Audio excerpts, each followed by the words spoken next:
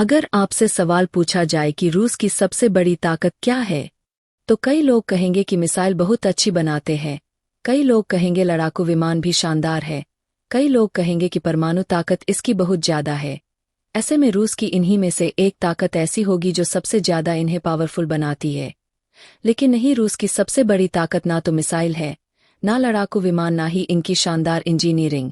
दरअसल इनकी सबसे बड़ी ताकत है सर्दियां, और वह आज से नहीं, कई सदियों से, कई सेंचुरी से सर्दियां ही रूसों का सबसे बड़ा हथियार, सबसे बड़ी प्रोटेक्टिव शील्ड है। चाहे आप नेपोलियन का इन्वेजन ले लो, चाहे आप हिटलर का इन्वेजन ले लो, कभी भी कोई भी देश रूस पर चढ़ाई करने में सफल नहीं हो पाया। भले ही वह पुराने हथियार हो या मॉडर्न वेपन्स, कभी भी आप रूस के खिलाफ सफल नहीं हो सकते, खासकर कि सर्दियों में। और सबसे खास बात आप यह जान लीजिए कि जब तक अफगानिस्तान का युद्ध नहीं हुआ था ना, तब तक रूस की सर्दियों को यह खिताब हासिल था कि ग्रेवयार्ड ऑफ एंशिएंट एम्पायर। चाहे वह नेपोलियन, चाहे हिटलर हो, सभी का साम्राज्य रूस की सर्दियों पर ही खत्म हुआ था। और अब फिर से रूस जब सबसे बड़े खतरे का सामना कर रहा है, वह अपने इस एंशिएंट हथियार को निकाल लाया है। दरअसल आप अपने स्क्रीन पर देखिए, रिपोर्ट निकलकर सामने आ रही है कि रूस ने 100 से ज्यादा अटैक शुरू किए हैं यूक्रेन के अलग अलग ठिकानों पर, और ये सारे अटैक किए जा रहे हैं यूक्रेन की पावर ग्रिड पर, यानी कि यूक्रेन की जो बिजली है उसे नष्ट किया जा रहा है। और कुछ इस प्रकार से रूस नष्ट कर रहा है जिससे कि दोबारा खड़ा ना किया जा सके।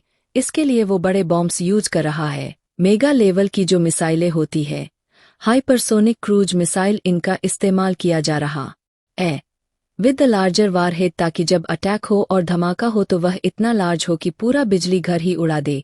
आप कहोगे कि बिजली घर उड़ाने से होगा क्या, तो आपको बता दूं कि जैसी सर्दियां रूस में पड़ती है वैसी ही सर्दियां यूक्रेन में भी होती है, और वहां पर सर्दियों में बिना हीटर के रह पाना असंभव है। और आपको बता दूं, वहां हीटर बहुत ही अलग तरीके का इस्तेमाल होता है। जैसे कि हमारे घरों पर बिजली से चलने वाला हीटर होता है, वहां पर पानी से चलने वाला हीटर इस्तेमाल किया जाता है, यानी कि एक सेंट्रलाइज्ड सिस्टम होता है जहां पर पानी को गर्म किया जाता है बिजली की मदद से, और इतना गर्म किया जाता है कि वह उबलने लगे। उसके बाद घरों में पाइपलाइन डली होती है जिससे कि उस गर्म पानी को गुजारा जाता है, और उस गर्म पानी की वजह से घर गर्म रहते हैं।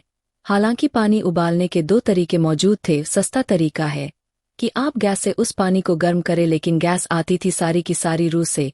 युद्ध हो गया तो गैस बंद, तो पूरा यूक्रेन बिजली पर ही है, और यह बिजली मिलती है यूरोप से। और इसीलिए रूस को पता है कि अब यूक्रेन पर भयंकर दबाव है युद्ध खत्म करने का, ना सिर्फ अमेरिका से या फिर यूरोप से, बल्कि इनकी खुद की जनता भी अब युद्ध से थक चुकी है। लगभग 2.5 साल होने को आए हैं, यह लोग लगातार मारे जा रहे हैं, और इनके देश की जनता चाहती है कि यूक्रेन के राष्ट्रपति जेलेंस्की अब शांति प्रस्ताव की तरफ आगे बढ़े, और इस चीज को इंटेंसिफाई करने के लिए, यानी कि दबाव को और बढ़ाने के लिए, जेलेंस्की पर खासकर कि यूक्रेन की आम जनता का इस प्रकार के एक्शन अब ले रहा है। रूस वो एक तरीके से सर्दियों को वेपनाइजिंग बनाकर यूक्रेन के खिलाफ चला रहा है। यकीन मानिए, यह यूक्रेन के खिलाफ इफेक्टिव भी साबित हो रहा है।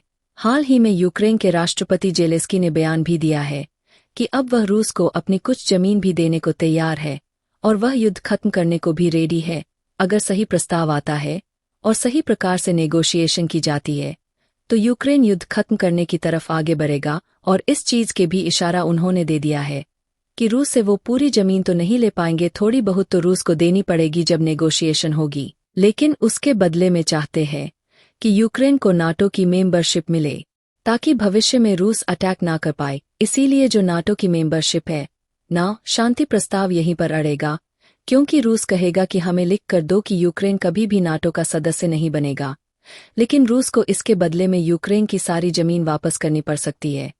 इसीलिए आने वाला समय बहुत इंटरेस्टिंग है। बहुत ही जल्द पीस टॉक शुरू हो जाएगी। डोनाल्ड ट्रंप के राष्ट्रपति बनने के कुछ हफ्ते पहले ही जो ट्रंप की टीम है, ट्रंप की एडमिनिस्ट्रेशन है, वह पहले ही काम करना शुरू कर देगी बिहाइंड द सीन्स, और जो भी इस पर अपडेट आएगी मैं आपको बताऊंगा, इसीलिए चैनल को सब्सक्राइब कर लेना।